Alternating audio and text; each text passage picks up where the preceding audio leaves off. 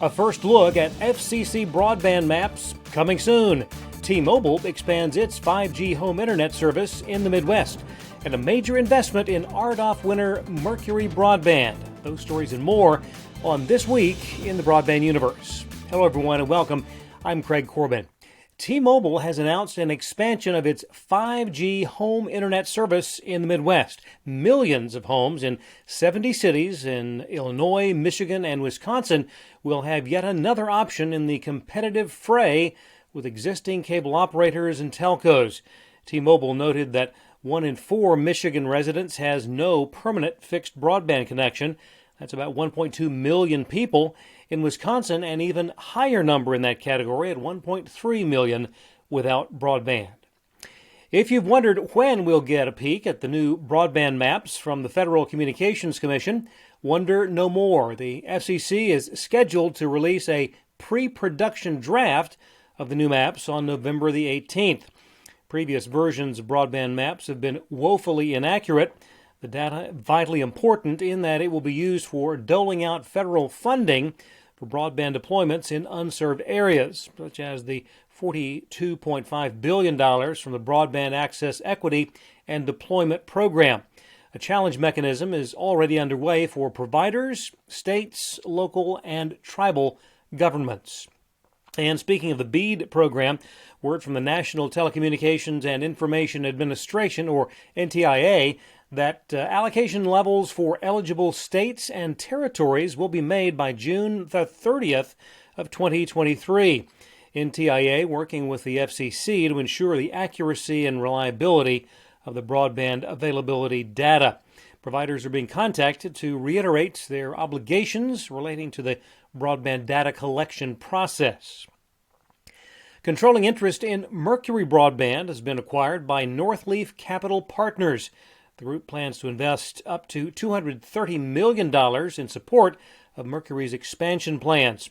Mercury Broadband won RDOF funding for projects in Indiana, Michigan, Ohio, Illinois, Missouri, and Kansas. Northleaf is a global private markets investment firm and has raised $21 billion from a number of sources. The company currently has a total of 500 active investments. The FCC has created 4 complementary grant programs to assist the Affordable Connectivity Program nationwide. They include the National Competitive Outreach Program, the Tribal Competitive Outreach Program, the Your Home, Your Internet Program, along with the ACP Navigator Pilot Program.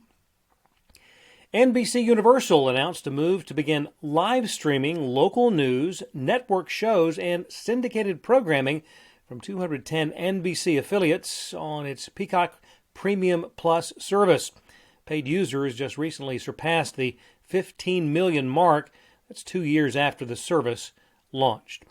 And on a related note, Disney soared past Netflix during the third quarter to take supremacy for global subscribers, 235 million. But the gains came with a hefty price, a loss for Disney in their direct-to-consumer products line of $1.4 billion. A recently released study shows that 2023 could be the point when broadband subscriptions worldwide exceed pay TV subscriptions for the first time ever. The 2023 Technology, Media, and Telecommunications Industry Outlook from S&P Global Market Intelligence includes an examination of video streaming competition and broadband transformation, along with the metaverse of gaming and data center sustainability.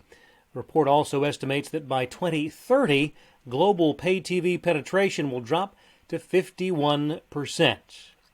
Inflation is impacting SVOD subscriptions north of the border. According to research from the Angus Reid Institute, 1 in 3 Canadians have canceled at least one subscription video-on-demand service in the last month.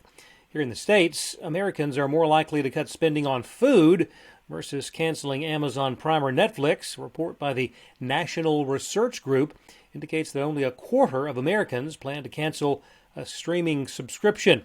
On average, U.S. consumers estimate they spend $135 each month on video subscriptions. Thanks for watching. We'll see you next time right here on This Week in the Broadband Universe.